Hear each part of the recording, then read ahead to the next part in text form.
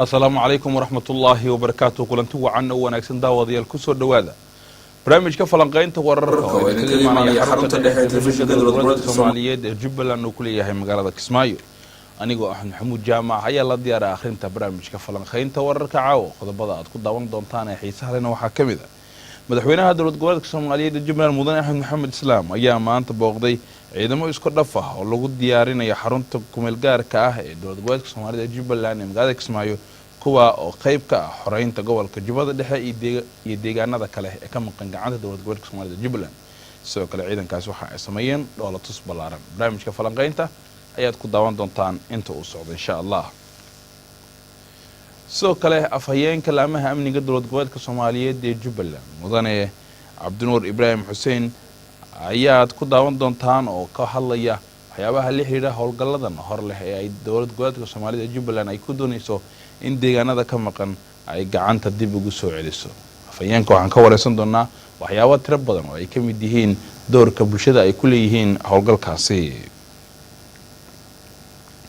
sidoo kale barnaamijka falanqaynta wararka inta uu socdo waxaad ku daawan doontaan wasiir ku-xigeenka wasaaradda xanaanada xoolaha dhirta iyo daaqa dowlad goboleedka Soomaaliya Jubbaland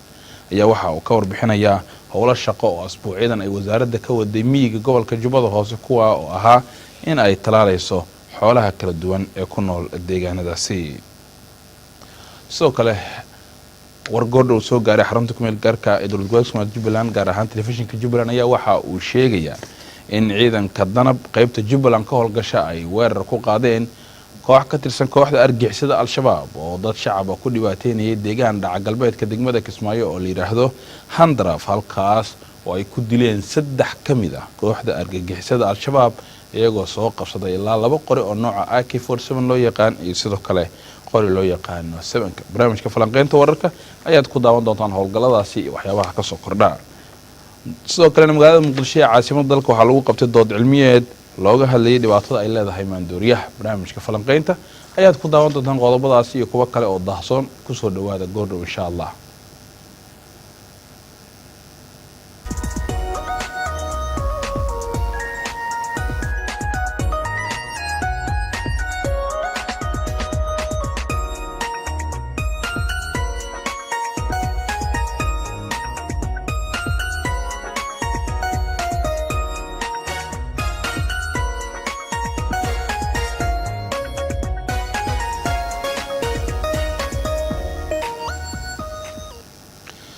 soo noqosho wanaagsan mar kale daawadayaal aan ku bilaabay madaxweynaha dowlad goboleedka Soomaaliya ee Jubbaland mudane Axmed Maxamed Islaam ayaa maanta booqday ciidamo isku dhaf ah oo loo diyaarinayo xoreynta gobolka Jubbada Dhexe iyo isku furista degmooyinka gobolka Jubbada Hoose kuwaas oo waayadii u dambeeyay tababar iyo dib u haweyn badan lagu waday madaxweynaha oo ay wehelinayeen taliyayaasha ciidamada ugu sareeya iyo qaar ka mid ah mas'uuliyiinta dowladda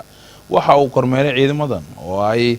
kamid yihiin qaybo lagu talagalay xasilinta iyo sugidda amniga magaalada Kismaayo inta ay howlgalladu socdaan isagoo ku booriyay inay diyaar garoobaan howlgal qorsheysan iyo abaabulka dagaalka dhan ah kooxda argagixisada al-shabaab ciidamadan waxa ay xoreyn doonaan degmooyinka Jamaam Jilib Badhaadh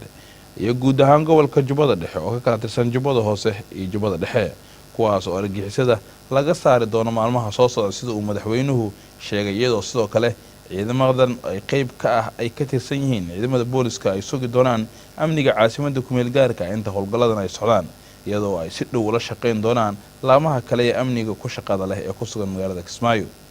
mudane Axmed Maxamed Islaam madaxweynaha dowlad goboleedka Jubbaland wuxuu xusay in muddo dheer ay sugayeen in la bilaabo howlgalkan xoreynta Jubbada Dhexe balse ay in badan ka cagajidayeen ciidamada nabad ilaalinta AMISOM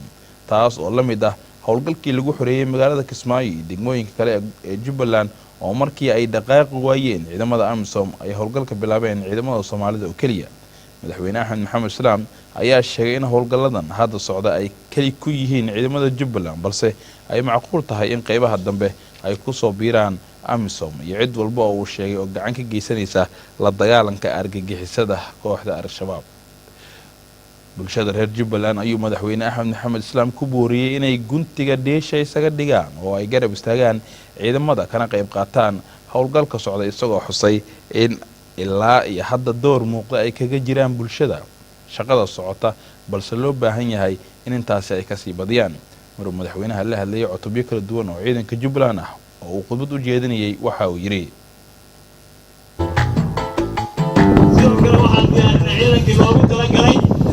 howlgalka xoreynta degmada Jamaame iyo degmada Xagar sidoo kale waxaan diyaarinay ciidankii loogu talagalay sugidda amniga magaalada Kismaayo oo ah magaalada madaxdii ku meel gaarka ah ee dowlad goboleedka Jubbaland waxaana qayb ka ah ciidankii aan ugu talagalay sugidda amniga magaalada Kismaayo ciidankan maanta hortaada taagan sidoo kale waxaan diyaarinay ciidankii gurmadka oo ciidankii gurmadka sida gaarka ah loogu talagalay inuu fuliyo howlgallada gaarka isla markaana uu gurmado meel kasta oo looga baahdo sidaa darteed dhammaan ciidamadii aan ugu talagalay habeynta goobaha aan hore soo sheegay waa la dhamaystiray qorshihii diyaargarowgooda waxayna ku sugan yihiin ciidan walba oo ka mid ah goobtii loogu talagalay waxayna ku sugayaan amar oo keliya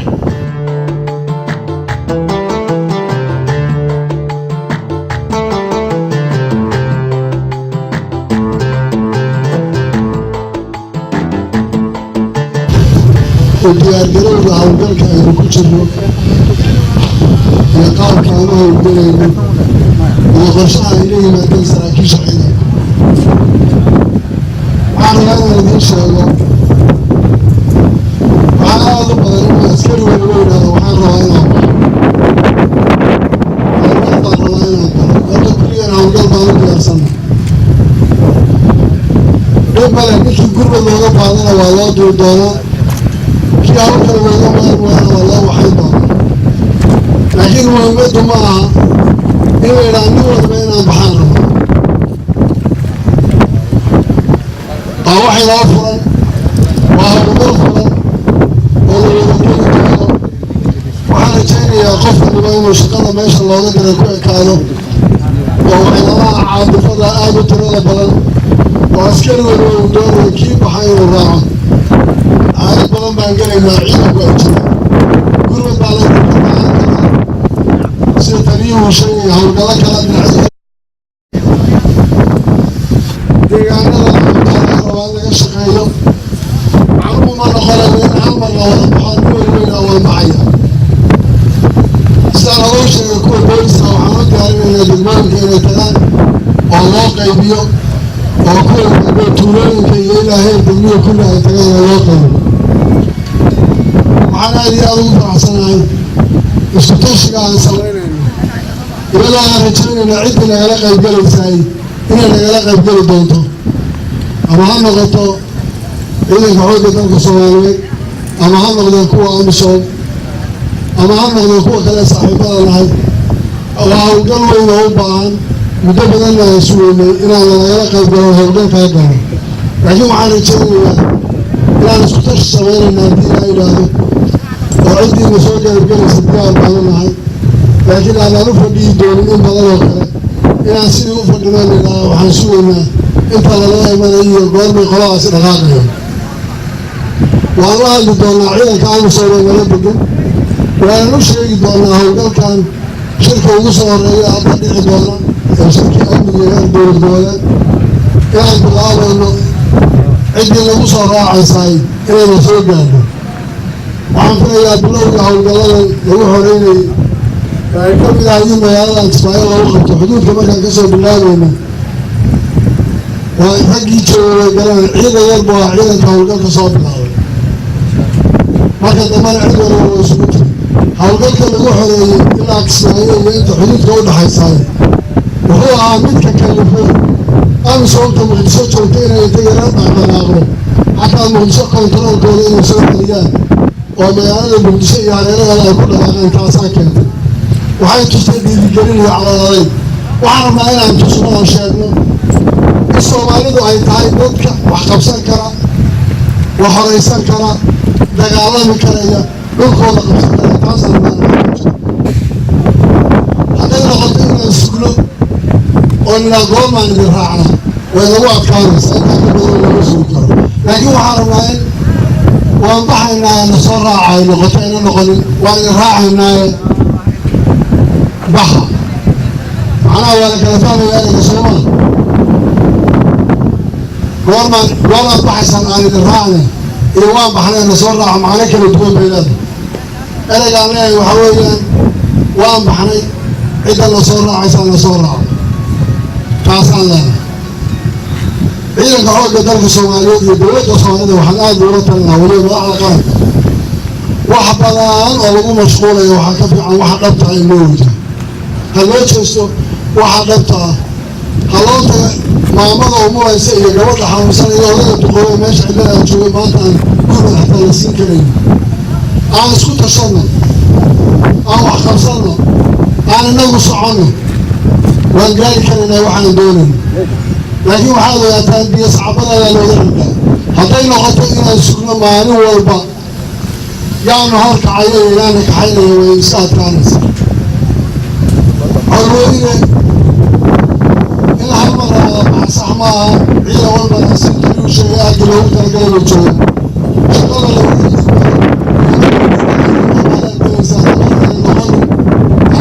soconaynaa ana alay qaado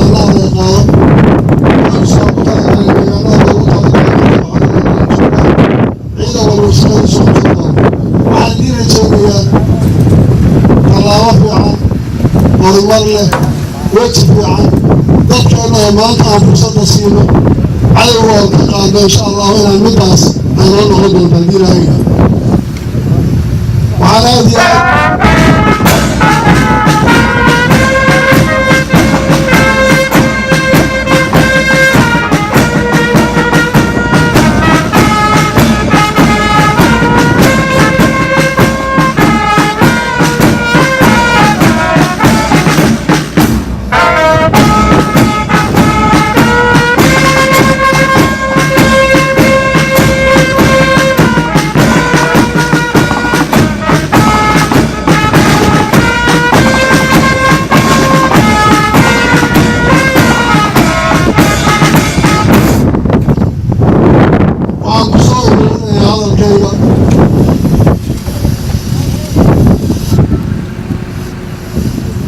aad habeen iyo maalin ba isku tashanno waa lainoo yeelayaa meesha lainooga yeelayaa inu aqbalo shacabka goobaha jooga inoo yeelaya aan u tagno kuwaniga jiidkiisa gadaxadu ku haysa ay wasuuya aan aadno waan ku celinayaa ciidamada amisom oo tirada badan oo degan Soomaalida iyo cid walbaba maanta shacabka Soomaaliyeed ciddii wax u tari waayeen waxaan filayaa inay beri waxba u tarin waxaan haynaa 4 sano u joognaa jubba koorimaad waxaa la yidhaahda hawlgal jubbooyinka lagu halaynayo 4 sano waxba ay soo kordhinaada maalin walbana waxaa la yidhaahdaa bisha soo socotaan hawshaan dhammaynayna waxaan rajaynayaa markaan dhacana in cid waliba soo raacayso guul baan idiin rajaynayaa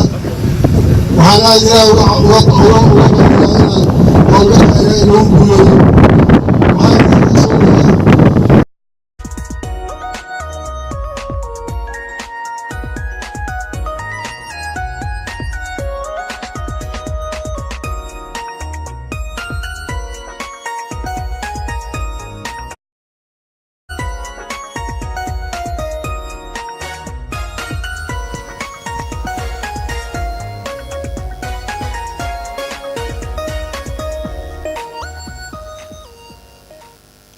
waa tahay daawadayaal si aan wax badan uga ogaan arrimaha la xiriira howlgallada dowlad goboleedka Soomaalida ee Jubbaland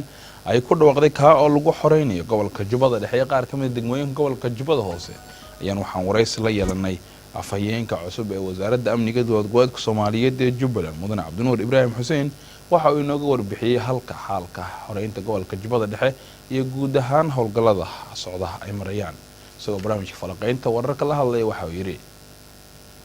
wariyaalka Jubbaland TV waan u mahadcelinayaa waad ogtahay xog galba u tahay howlgallada lagu doonayo haduu Ilaahay in lagu xoreeyo degmooyinka ka maqan Jubbada Hoose iyo Jubbada Dhexe gabi ahaanteed gacanta ka maqan iyo gobolka Gedo sidoo kale ayadana wadooyin kala xirxiran ayagana la doonayo haduu Ilaahay in lagu sameeyo howlgalla ugu baacsanaya nimanka khawaarijta ee meesha ku sugan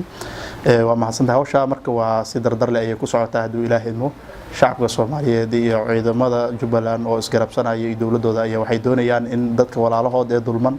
ee dhibaatada ay ku hayaan nimanka kooxaha khawaarijta ah in si degdeg loogu xoreeyo hadduu ilaahay idmo meel wanaagsan ay marayaan wata marka doorka shacabka ay ku leeyihiin howlgalkan muxuu noqonayaa shacabka laba aan kala qaadayna shacab waa shacabka la haysto oo dhibaataysan oo 10 sano ee nimanka cadawga ummadda Soomaaliyeed ay ku habsadeen baan qayb ka dhiganaa qaybna waxaan ka dhiganaa shacabka xorta ah ee deegaanada loo xoreeyay ku nool sida hadda magaalada Kismaayo iyo Afadow iyo Dobley iyo gobolka Gada degmooyinkiisa oo kale ayaan u kala qaadaynaa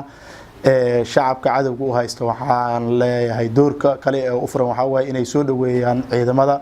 naftoodurayaasha ah ee geesiyaasha ah ee dhiigooda iyo naftooda u hibeeyay inay xoreeyaan dadka dhibaataysan inay soo dhaweeyaan oo kalsooni buuxda ku soo dhaweeyaan oo meel kasta oo cadawga ku dhuumaaleysanaya khawaarijta ah inay farta ku fiiqaan oo laamaha amniga ay la socodsiiyaan way shacabka watan la ku aadan oo ayaga loogu baaqay ama laga rabo shacabka deegaanada xorta ahna waxaa la rabaa in ay ciidamada iyo dawladda ay ku gacan siiyaan sidii loo gaarsiin lahaa dadka walaalahood ee dhibaataysan koow loo xoreyn lahaa laba loo gaarsiin lahaa gargaar noocyadiisa kala duwan nolosha asaasiga maadka biyaha waxbarashada hoygii loo gaarsiin lahaa in ayagana ay geeyaan ku aadan baan isleeyahay aad baa mahadsantahay waxaa jirta dad badan oo shabaab ka mid ah waxaa jirta shabaab ka mid ah haddii maaha dhalinyarada qasbayo kuwa xoog lagu hayo waalidiin bay leeyihiin maxaad marka fariinta adiga maadaama afayeenka ilaamaha amniga ah fariinta u diraysaa waa mahadsantahay laba baaq waan ka kala dhigayaa baaq waxaan u dirayaa waalidiinta ciyaalkooda la qalday baaqna waxaan u dirayaa ciyaalka la qalday laftooda baaqa marka waxaan kusoo hormarayaa hooyooyinka iyo aabiyaalka ciyaalkooda la qalday waxaan leeyahay ciyaalkiina ka badbaadsada nimankan arxalaawayaasha ah ee khawaarijta nabigeena calayhi salaatu wasalaam suu ku sifayba khawaarijta ah ee dadka islaamka dhiigooda xalilsaday ciyaalkiina ka badbaadsada yaysa idinka fasahaadin inta idin hartay inta ku jirtana qof walba canugaaga inaad kala baxdo oo waxaad ka badbaadsato isku day dawladda Jubbaland gacan bay kugu siinaysaa baan leeyahay ciyaalka la qalday baaqooda wuxuu ku wajahan yahay inta ay goor tahay ku soo laabta waalidiintiin iyo dadkaad ka dhalateen iyo deegaanadiina iyo dawladdiina isu soo dhiiba ayaan leeyahay fikirka khaldan ee khawaarijta ah ee wadamada shisheeye laga soo minguuriyay ee loo soo minguuriyay dalkeena in lagu dhibaateeyo inaad ka tanaasushaan oo ilaahay kaga cabsataan qof walaalkiin dhiigiisa iyo dilkiisa iyo dhibaateyntiisa wax janno ku galaysaa ma jiro ilaa aan cadaab ka ahayn cadaab umaad ku mutaysanaysaan si aad cadaab u mutaysan dalkana aad dhibaato ugu noqon waxaan leeyahay maanta badbaadadiina ilaahay ka soo gacmihiina ay ku jirtaa ku soo laabta dalkiina iyo dadkiina iyo dawladdiina waana ladin soo dhaweynaya ayaan leeyahay warar dheeraad ah afiyeen waxay sheegayaan warbaahinta ay yeelayso in deegaanadii al-shabaab ay ku sugnaayeen ay dadka shacabka awood kuma qoomiyaan ay tacdiye u geysanayaan ayagina culidoodii ciidanka halka ay ka saareen dadkuna ay dhibaateynayaan wararka maxaa ka jira Axmed waa mahadsan tahay al-shabaab waxa ay wax ka daran waa laga filayaa wax kasto oo xumaan ah oo qof bini aadan ah uu sameeyo oo al-shabaab aysan sameynaynin malaha marka xumaantii ay sameynayeen dhibaatadii dalka ay ku hayaan bay taa kamid tahay saan dareensanahay waana dareemayaa in ay dadka iyo dadka cadaadis xoog ah ay ku hayaan oo rabaan inay dagaalka qasab ku galiyaan oo propaganda iyo waxaan loo joogin ay bulshada ku kicinayaan oo leeyihiin dagaalama ay leeyihiin laakiin insha Allah bidna kariim waan kaga digaynaa shacabka Soomaaliyeed inaysan ku kadsoomin oo maleemayo shacab Soomaaliyeed oo iimaan leh in maanta uu fikir nimanka khawaarijta ay soo minguuriyeen in mardam uu ka halaagsamayna oo maleemayo ugu dambeyn maxaa shacabku daawanaya taqoodda darbiga maadaama la kala jawi ka duwan kii hore xaaladdu ay tahay xaalad dagaal xoreyn loo dhaqaaqay fariinta ugu dambaysa maxay tahay moon afay shacabka Soomaaliyeed marka ugu horreeyay waxaan ugu baaqayaa inay gacmaha isqabsadaan ay walaaloobaan ilaahay dartii ay isu walaaloobaan ay u walaaloobaan waqtismu bihamdillahi jamiican ya la yiri xariga ilaahay wada qabsado xariga ilaahay inay wada qabsadaan baan ugu baaqayaa waxaan ugu baaqayaa oo kale in ay ka wada qayb qaataan meel kasta oo uu joogo shacabka ama dal joog ama dibad joog la dagaalanka kooxaha khawaarijta ee dalka ku soo duulay inay ka gacan siiyaan dawladda iyo ciidamada Jubbaland ee naftooda u horaya in deegaanada haduu ilaahay idmo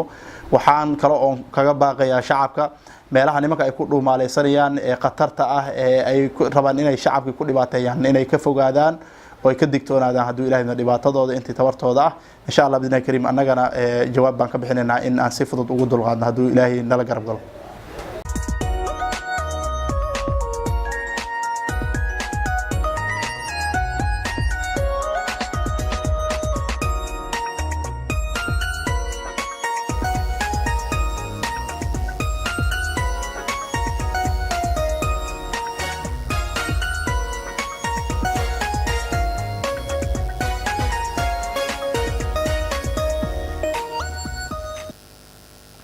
gelinkii dambe ee maanta ciidamada sida gaarka u tababaran ee danab qaybta ka howlgashay Jubbaland waxa ay weerar qorsheysan ay ku qaadeen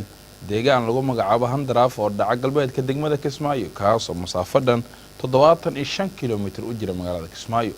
halkaas waxa ay ciidamada danab ay ku beegsadeen kooxda argagixisada Al-Shabaab qayb kamid ah oo dadka deegaanka oo xoolo dhaqato u badan ka qaaday xoolo nool oo baad ah saraakiisha ciidamada danab ee Jubbaland oo aan la xiriirnay waxa ay noo sheegeen in halkaasi ay ku dileen 3 kamid ah askartaas iyadoo soo qabsaday ilaa 3 qori waxa ay sheegeen in sargaal sare oo ka tirsan kooxda argagixisada Al-Shabaab oo halkaasi ku sugnaa kana qaaday baad dadka shacabka oo ahaa beegsigooda waxayna sheegeen in halkaasi ay isaga carreen Al-Shabaab iyadoo ciidanka halkaasi gaaray ay xoolihii ay gacanta ku dhigeen ay dib ugu celiyeen shacabka halkaasi ku noolaa oo markii hore kooxda argagixisada Al-Shabaab ay si xoog ah uga qaadatay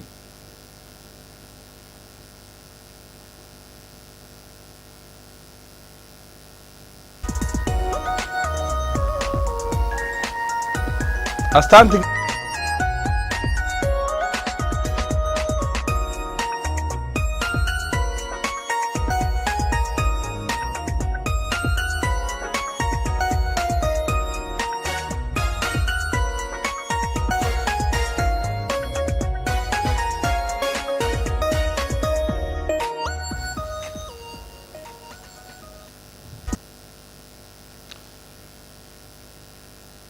وتهاي داود halkaan nagala socotaan waa telefishinka dawlad goboleedka Soomaaliyeed ee Jubbaland waxaan daawanaysaa barnaamijka falanqeynta wararka oo idinkaga imaanaya xarunta dhexe ee telefishinka Jubbaland oo ku leeyahay magaalada Kismaayo dood cilmiyeed ayaa lagu qabtay magaalada Muqdisho ee caasimadda dalka taas oo soo qaban qaabiyay maxadka Saaxadhowr waa Saaxadhowr waxaana dood cilmiyeedkaas looga hadlayay dhibaatada iyo saameynta ba'an ee caafimaadka iyo dhimirka uu ku leeyahay isticmaalka maandooriyaha halkaasi waxa ka soo qayb galay oo khudbado iyo hadallo iyo fikirro ka soo jeediyay dhaqaatiir Soomaaliya caanka ah kuwaas oo sheegay in maandooriyaha uu dhibaato ba'an ku hayo qaybaha kala duwan ee bulshada dadkii goobtaasi ka hadlay ee araacdooda ka dhiibtayna waxa hadaladooda ka mid ahaa كان ugu magac darnay madasha saxab talks oo looga hadla caafimaadka madashan ay tahay ujeedooyinka loo aasaasay in kor loo qaado wacyiga caafimaad ee bulshada in yani la isku soo dhaweeyo masaafada u dhaxeeya dhakhtarka iyo bulshada in laga faa'iideysto maalmaha uu dhaqaatiirta firaaqada leeyihiin sidoo kale dhalinyarada Soomaaliyeed ee firaaqada leeyihiin sidoo kale waxa kamid ah waxyaabaha aan qabano sar u qaadista caafimaadka ardayda wax barato sabab badan loo asaasay waxa kamid ah barnaamijkaas ardayda oo u nugul cudurrada ardayda oo yani overcrowd kuwa meel isku imaanayo yani u nugul in isku qaadaan cudurrada faafo u nugul yani dhaqamada xun sida maandooriyaha iyo waxyaabaha soo kale in yani si fudud isku gaarsiin karaan maadaama ay dad aad u yaryar waxyaabo badan wacyigooda aan kor u qaadsaneen barnaamijyada soo kale darteed waxaan la sameeyaa barnaamij gaar ah oo aan u bixinay sar u qaadista caafimaadka ardayda wax barato waxa kale oo kamid waxyaabaha aan qabno caafimaadka qoyska oo loogu talagalay yani qoysaska kale oo wacyigelin iyo waxyaabo kale oo barnaamij aan siino oo si fiican hawshiis u bilaabi doona hadoo Ilaahay yiraahdo si fiican u bilaabanin maanta waxaan isku dirsanay labo oo ah anaga ka shaqeynayna wacyigelinta caafimaadka yani ardayda iyo sar u qaadistii dhibaatada wadanka jirta awgeed waxaan ku soo qaadanay barnaamijkeena wacyigelinta bulshada ah ee saxab talks maanta marka waxaan ka hadlaynaa dhibaatooyinka ay leeyihiin maandooriyaasha aad u fara badan yihiin dhib kasta oo bulshada dhex yaalo ma bato ilaa ay ka aamusaan dadka wanaagsan haddii dadka wanaagsan aamusaan waxa badanaya dhibkii ma ahan inay bateen dadkii xumaay ma ahan laakiin waxa aamusay dadkii wanaagsanaa maanta waxa la rabaa in anagu soo bandhigno waxaan inaan dhaano waxaan dhibaato wadanka ku yahay ma aha inaan ka cabsano maandooriya dhibaato wadanka ku yahay taabuga wadankeena dhibaato ku yahay halis caafimaad ku leeyahay wuxuu burburinayaa caafimaadkeena dhan wuxuu burburinayaa haykalka bulshada si khaasatan waxa si isticmaal ardayda yararka caruurta waxa la galaa 2000 sida bijiyo oo kale iskoolaadka laga isticmaalo wuxuu burburi karaa waxyaabo badan ardayga waxbarashadiisa dib ay u dhacaysaa haddii mustaqbalkeena dadka higsanayna jiilkeena oo soo socda haddii caafimaadkooda yani dib u dhacdo ee waxbarashadooda dib u dhacdo ee bartaan mukhadaraad waxa imaanaya dad hadhow si isticmaal mukhadaraad intaas ka weyn waxa hadana imaanaya inay raadiyaan mukhadaraadka lacagta ay ku raadin lahaayeen waxa kadib waxa dhacaysa wadada inay istaagaan inay yani wadanka khalalaaso kale oo gal dhibaatooyinkaas oo dhan inay ka hortagna inaga naga rabaa qof kasta isaga mas'uuliyad ka saaran tahay dhibka wadankiisa ku imaan karo dhibka ku imaan karo qoyskiisa dhibka ku imaan karo walaalka kulligood waa inaan mas'uuliyad waa inaan iska saarnaa saas darteed maanta waxaan maanta iskugu imaanay dood cilmiyeedkan ah maandooriyaha iyo dhibaatada uu ku leeyahay bulshada iyo sidoo kale xagga caafimaadka ee noogu bulsan yahay shuruuxiya oo dad ka hadlaayo dhanka caafimaadka waa ku mahadsantihiin imaashaha ay maateen insha Allah taala waxaan rajaynayaa maanta waxaan inta ka sheegnay inaan ugu tagin inaan sii gudbino aan bulshada noo sii gudbino inaan noqono dad diiran inaan ka aamusin waxaan ku baraarujinayaa mar labaad iyo mar saddexaad inaan ka aamusin waxyaabaha xumaanta ma bataan ilaa ay aamusan dadka wanaagsan saas waa xigmada saxda waa inaan ka hadalnaa waxyaabaha dhibaatooyinka oo xun haddii aan laakiin ka cabsano inaga aan aamusno waxay isku moodayaan dadkaas inay waxaan lihiin wax fiican ma dareemayaan adigana birib waxaa waa shalay maadan dareensin waxayna weeyeen wax fiican oo wax xun inay yihiin waxa uga dhigtay sida wax fiican oo kale waa ka aamustay maanta waxa meeshan ugu qabsamay kulan wacyigelin ah oo aan uga hadlaynay maandooriyaha dhibaatada bulshada ka hayo si gaar waxaan xoog u saareynay maadada tabuuga oo tubaakadan qiyaan dabcan waxyaalo badan baa ka soo baxay fariinta aan diraya markii waxay taano ku hadlaya qabanqaabayaashii barnaamijkan oo xibinka ah ana madaxa wacyigelinta ururkan fariinta ugu muhiimsan diray waxay tahay waxa ka soo baxay in bulshada saameyn baan ku hayo taas oo aan isleeyahay wax ka qaban kara dawladda iyo ganacsatada soo dejisa waxa xoraansigeeni iyo soraysigeeni kadib waxa ka soo baxday in barnaamijkani oo bulshada khatar badan ku hayo sala ajleed waa in dawladdu ay waajib iska saartaa in ay hakiso dhammaan maandooriyaha wadanka soo gala si gaar ah kumaadka lagu hayo waxyaalaha ka soo baxay waxa kamid ah in amniga dhibaato ku hayo in caafimaadka dhibaato ku hayo sidoo kale in bulshada jiilka sii didmilay marka dawladda iyo dhammaan ganacsatada iyo Soomaaliyeed aan u distaagno saan ku hakil lahayn barnaamijkan oo ah khatar nagu soo wad leh dhammaan maandooriyaha tiimka saxdhar oo aniga aan xibinta ka ahay ayakan waa ku mahadsan yihiin qabanqaabada iyo barnaamijka waana sameynayaan xarun inay soo warjinaya sidoo kale waxa u mahadnaqayaa bahda saxaafadda waxa si gaar ah ugu mahadnaqayaa Jubbaland TV oo barnaamijkani hal door u ah aad iyo aad u mahadsantihiin assalamu alaykum marka hore waxa waa la sawiraa suura laga bixiyaa waxaa jiro wax noocaas ah sida u dhigmo sida haday noqoto sheekh isagoon arkin uu ku dhaha waa fiican yihiin ama wax xun yihiin sababtu waa maxay qawaacida jirto oo sharciga ka duulo inta aad ka ogtihiin waxa laga yaabaa culimada inaysan ka ogeen iska leeyihiin masaajidka duka istaago aniga hadda guruubaan leeyahay waxaan sameeyaa tababaraan sameeyaa sanadka 2019 waxaan ku talagalay 500 oo khadiib inaan tababaro hadda waxaan marayaa 60 beledweynaha ka soo qabtay xamara ku qabtay hargeysa ku qabtay hadda Kismaayo iyo Baydhabo ku qaban rabaa iyo mid kale Muqdisho ah 500 khadiib waxaan ka rabaa waxay tahay in aan awood u yeesho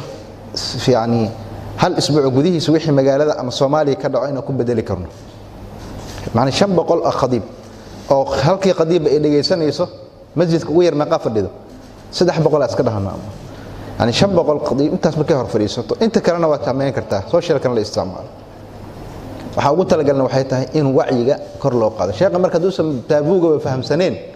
محك هذا يارد ما بهلا صعد الوقت ما هاي مركرت ملاحظات كوباد ملاحظات اللبات هذا الكسوفي هذا إيه تأثيرية رنتي وكهذا سوفي وحيري وحمعلن شيء إيمد مباركين وهذا كرتا سكول كيس إن جرانين سكول بدنا تجاني هذا حي جدا بيسي اسكول كان تضامن مال مدينه سوق وين كيالو اما لا حس u tagay ardada soo maxaadareen laba cilada jirta markii wacyiga culimada iyo waxa kala duwan dhalinyarada meesha wax ka arkayaan waxa laga yaabaa sheeqa markuu yimaado inuu bad kale ka hadlaayo ardaygaana cudurka haystaba cudurkaas ma aha marka runtii waxa hadalkaas ka wada mowduucan waxa daaweyn karo adinka daaweyn kartiin idinka dhalinyaradii ah adinka la socdo annaga waxay dhihi karnaa kaliya ka culimo ahaan waxan waa xaraam waxan waa xalaal laakiin qaabka loo xalinayo istiraatiijiyad kale u baahan tahay mar caafimaadina la galaysa doctorkii ina u yeerno dhahan waa waxan saleeyala mar dhaqaalina la galaysa mar awood dawladeed iyo ciidan u baahanaysa xalinta marka la gaaro laakiin xukunkiisa shaygan muxuu yahay garsooraha wuxuu dhihi karaa waa saas qaacida idin siinayadana marka hadda kadib wax ku kala cabirataan shay walba oo jiro mobilka Allah ka dhigo wuxuu leeyahay dhibaato iyo faa'iido leeyahay shay walba oo dhibaatadiisu ay badan tahay waa xaraam markay ma fahamteen shay walba haday shay dhibaatana uu leeyahay ma daran waa leeyahay waxa lagu yiri marka shaygan suu yahay yaa badana leedahay ardaytiin soo maahan waxa soo baxday shaygani dhibaatadiisu inay badan tahay xaraam noqona qamriga ilaahay markuu xarimayo wuxuu yiri ويسالونك عن القمر والميسر قل فيهما إثم كبير ومنافع للناس لكن ما الله حرمه وإثمهما أكبر من نفعهما ما دام الساس أي تهيا الله حرم قمري قلب كصامت وحكو صباح ذي شيء يعني نفعنا ولايه ضرنا ولايه وإسلاجهن ماشي مركز ضدك كوريران ويبقى صدتك خبرة له يا ضحايا مركز وإسلاجهن إسلامي أكا ضدك أقوى أنت أقولها ضحايا waxaa dhici karta aniga ka shaqahan mas'aladan inaan fahamsaneenba inuu dur leeyahay in naf inuu leeyahay laakiin dhakhtarka wuxuu leeyahay shayga hadii la isticmaalo waa qatar dhakhtarka hadalkiisa qaadanaya maanta majaamica jirto fiqiga soo baxday majaamicda hadda fiqiga waxa kamid ah injineero waxa kamid ah saraakiil waxa kamid ah dhaqaatiir waxa kamid ah culimada mas'alada markii la soo sheego haday wax siyaasad ku tacalluq tahayna waxa ka hadlaayo qadiyad askariya ninkii yaqaan al-khabiir al-askari hadlaayo hadii qadiyada caafimaad ku saysane waxa hadlaayo dhakhtarka kadib ayaa majaamicda fiqiga maanta dhisan aragteen ay dhahayaan mas'aladaasi waa xalaal ama waa xaraam marka qaacidada horta aan qaadanay waa tahay daawadeel qaybii dhexe ee barnaamijka falanqaynta wararka ayaan isla soo gaaray maanta wasaaradda xanaanada xoolaha dhirta iyo daaqa ee dowlad goboleedka Soomaaliyeed ee Jubbaland waxa ay kormeer ku tagtay deegaanada dhaca waqooyiga degmada Kismaayo halka oo ay ka socotay arrimo la xiriira daweynta xoolaha halkaasi waxa tagay xubnaha ugu sarsareeyay wasaaradda xanaanada xoolaha iyagoo eegayay bal sida ay wax uga socdaan deegaanadaas gaar ahaan sida xoolaha halkaas ku nool loo dabiibayo ama loo tacaalayo xaaladooda caafimaad si aan wax badan ugu ogaano barnaamijka falanqaynta wararka waxa caawi naga qayb galaya wasiir ku-xigeenka wasaaradda xanaanada xoolaha dhirta iyo daaqa ee Jubbaland mudane Ibraahim Cabdi Xasan kusoo dhawow marka hore Jubbaland TV barnaamijka falanqaynta ma sha Allah kusoo dhawahay maasan Jubbaland TV waa tahay mudane maanta kormeerkii shaqo ee aad ku tagteen deegaanada dhaca waqooyiga degmada Kismaayo oo ay badi ku nool yihiin dad xoololey iyo beeraley ah marka sidoo ah maxaa ka soo qabateen bismillah horta runtii deegaankaas waa deegaan guud ahaan Jubbaland waa deegaamada waxay ka mid tahay Soomaaliya ugu xoolaha badan haddana goobahaas waxay ka mid yihiin goobaha xoolaha badan ay ku nool yihiin ama ku dhaqan yihiin waxaa ka socotay xoolo daaweyn laba cudur oo talaala laba cudur baa xoolaha laga talaalayay cudurka la yiraahdo BBR-ka ama jadeecada iyo cudurka la yiraahdo bokiska ama furuqa labadaas oo xoolo talaal yaa jiray waxaan xaqiijinaynaa ama kormeeraynay ama arkaynay dadkii ku dhaqnaa meesha xoolahoodii sida loo dabiibayo oo dhakhaatiirtu uga shaqeynay arrintaas runtii arrintaas si fiican bay u socotay xooluhuna aad baa loo daweynayay dhakhaatiirtuna hawl badan bay ku jirtay waa tahay ilaa ay goorma bilowday talaalka xoolahaas deegaanadiisa ka socdaan guud ahaan Jubbaland guud ahaan Jubbaland waxay ka socdaan Jubbaland oo dhan bay ka socdaan deegaamada xorta ana waa ka socdaan badankeed gado iyo jubbada hoose iyo jubbada dhexe intii wixii xorka intaba waa ka socdaan waa tahay marka laga soo tago taas si guud wasaaradda maxaa horumar ay qabato la oran karaa runtii horumar fara badan baa jiro wasaaradda wasaarad technical waxyaabaha ay dawladdu xil saaratayna waa xanaanada xoolaha sida ay ku cad waxay la tacaashaa ama wax ka qabataa sidii xoolahaas haddii cudurro jiraan loo daweyn lahaa talaalada oo kaleeto sidii ka hortag loo sameyn lahaa for example hadda waxaa socda talaalka aan kuu sheegayo Jubbaland guud ahaan waxaa laga daweynayaa xoolo gaaraya 1,800,000 oo neef talaalkaas wuxuu dhacaa sanadkii 2 jeer ama sanadkii 2 jeer buu dhacaa sida aan kuu sheegay sanadkii hore waa la qabtay sanadkaana waa la qabtay insha Allah marka waxaa jiro waxyaabo la yiraahdo xoolo daweynta kale oo treatment ama xoolaha kan waa talaal laakiin treatment baa jiro ama daweynta xoolaha isla sanadkan gudihiisa waxaa la daweeyay 9,044 neef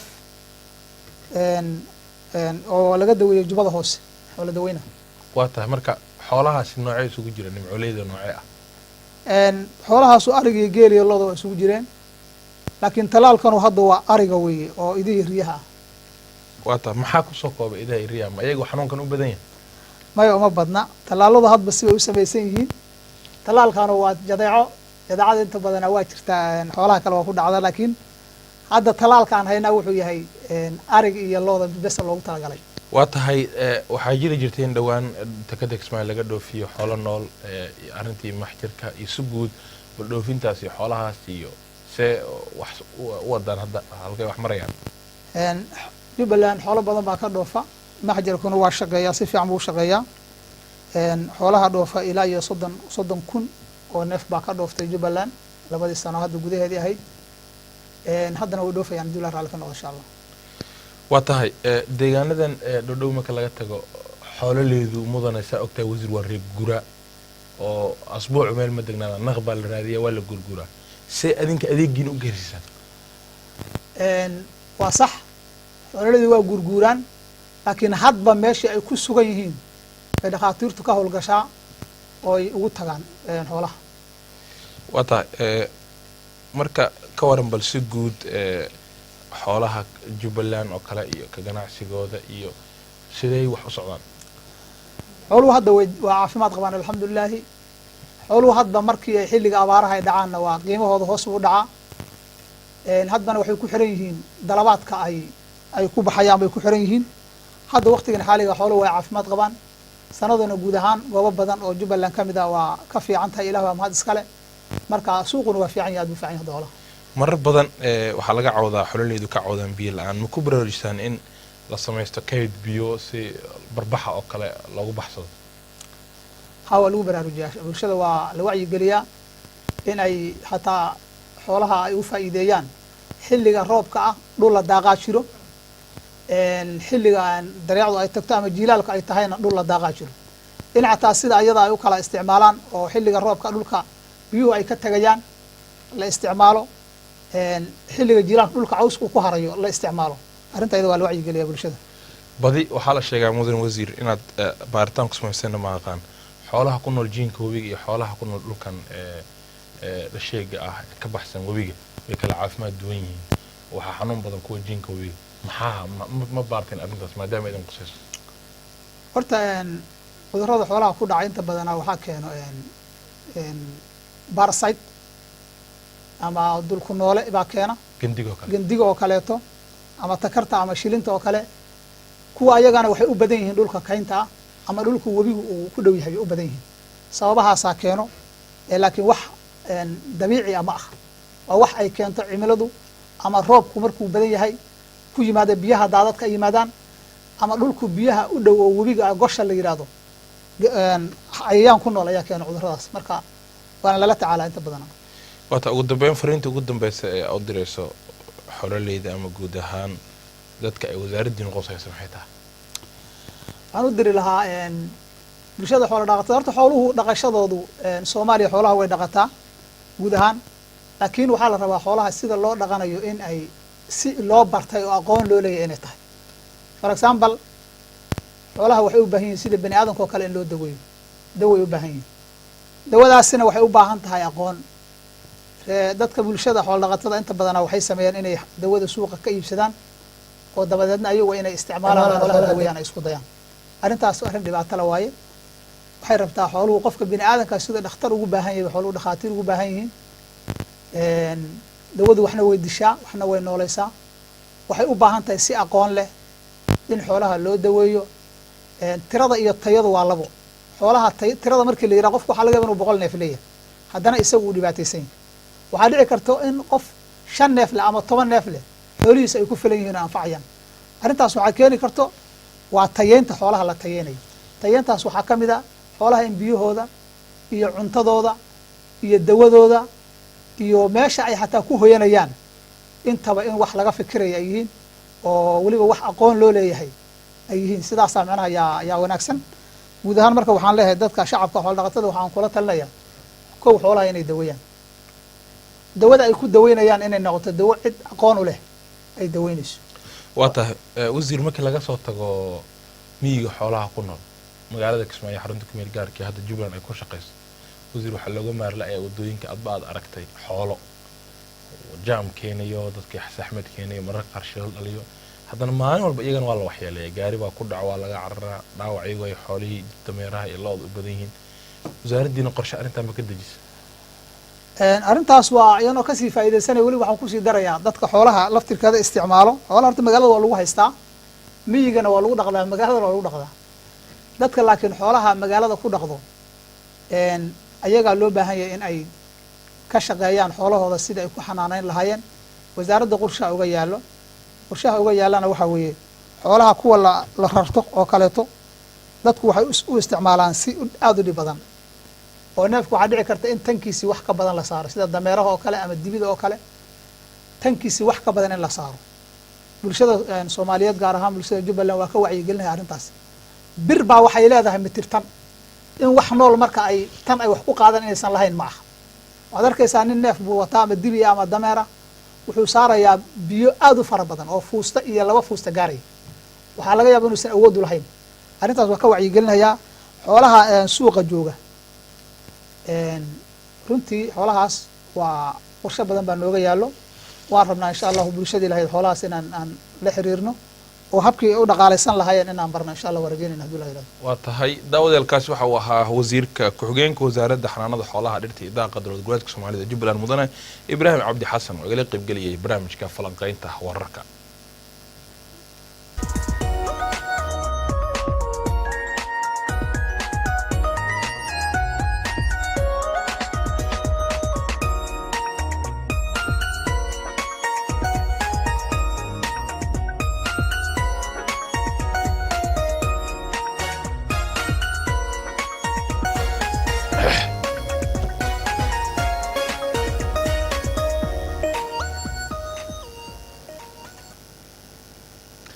guud ahaan daawadal barnaamijkii falanqaynta wararka oo aad kala socoteen telefishinka jubbaland oo idinkaga imaanaya xarunta dhexe ee tv-gu ku leeyahay magaalada kismaayo oo aan idinla socodsiinaya anigoo axmed maxamuud jaamac hadda waa naga inta